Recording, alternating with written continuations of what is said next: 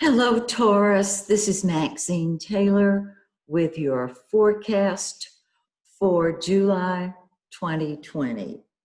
And it is just lovely.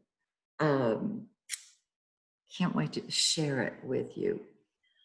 Let's start with Mars, shall we? That's the planet of action and energy. And it is in your 12th house of behind the scenes activities, and you really want to be alone.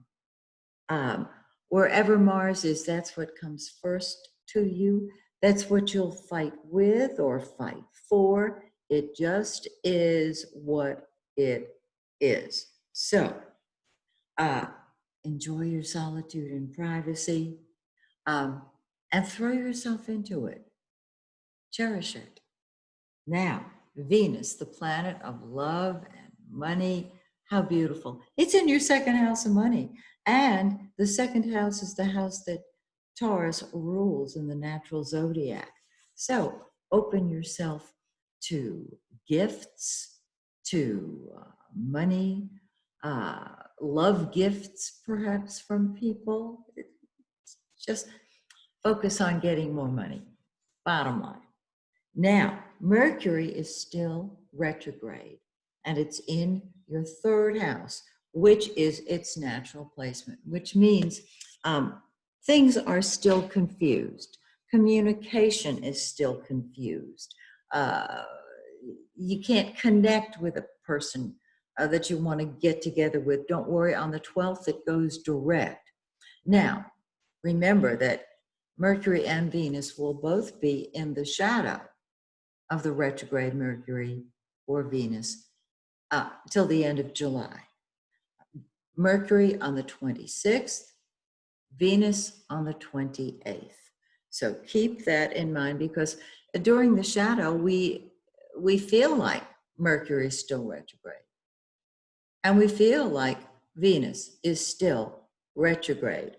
It's not, they're not, but it feels that way. So if you can possibly avoid starting new projects during that time, that would be terrific. Okay? Now, the sun starts off in your third house. You got all kind of ideas, and even you, Taurus, might be getting bored. You have incredible patience normally, but with third house planets, you could get bored. Well, on the 22nd, the sun moves into your fourth house of home, family, and real estate, and that becomes the center of your life.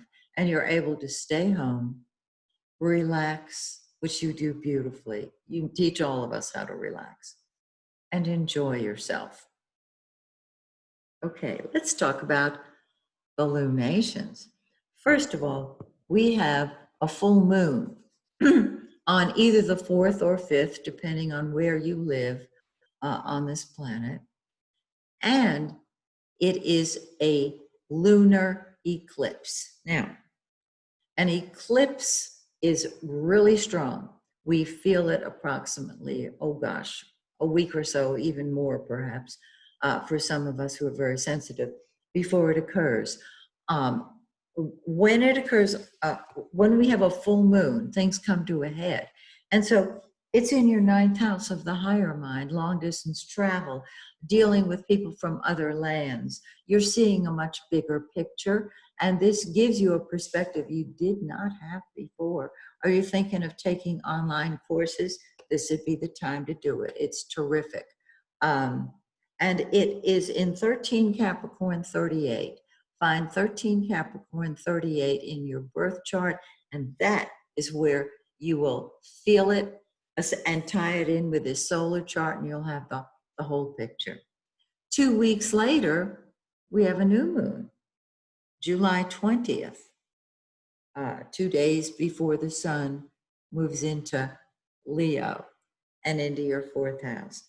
It's in 28 Cancer, 27 in your 3rd house. So you're back to wanting to travel, wanting to communicate, wanting to put new ideas into action. Since Mercury and Venus will both be direct at that time. Now, they're in the shadow. you might find that you're able to start new projects successfully. If you haven't watched my video, Mercury Retrograde, the prequel and the sequel, which I did in 2019, you might want to take a look at it now because it explains the shadow. And we know not to start new projects while Mercury or Venus is retrograde. The shadow is tricky because it feels like Mercury and Venus are still retro, but they're not. So see how this shakes out in your chart, in your life. I'll be interested in knowing.